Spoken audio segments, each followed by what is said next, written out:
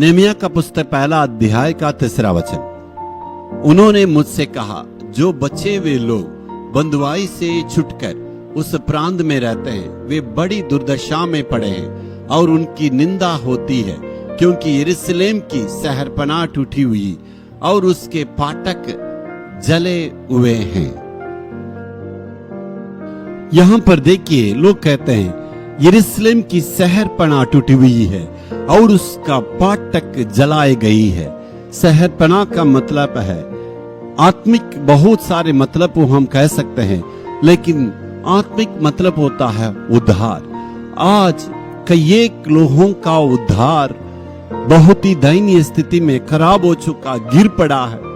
लोग कहते हैं उद्धार कहीं खराब नहीं होती, उद्धार को कोई खोते नहीं है।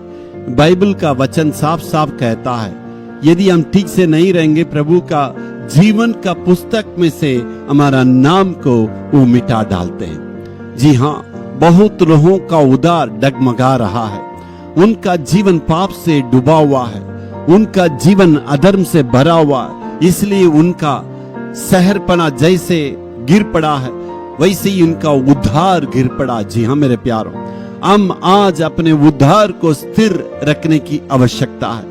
फिर से अपने शहरपनाह को मजबूत जैसे करते हैं, वैसे ही हमारा उद्धार को मजबूत रखने की आवश्यकता है।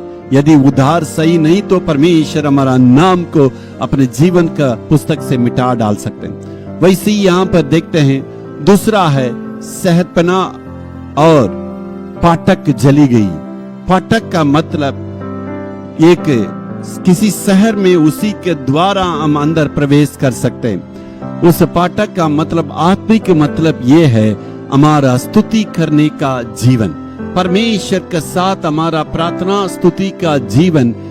कई लोगों का जीवन में प्रार्थना का जीवन बिल्कुल गिर पड़ा है, स्तुति करने का जीवन बिल्कुल गिर पड़ा है, धन्यवाद देने का स्तुति को भूल गए।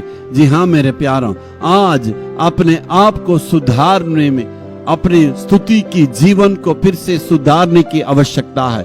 यदि आप परमेश्वर को स्तुति नहीं किए, प्रभु का धन्यवाद नहीं किए, तो आज अपने आप को फिर से उस आत्मिक जीवन में अपने आप को मजबूत करने की आवश्यकता मेरे प्यारों।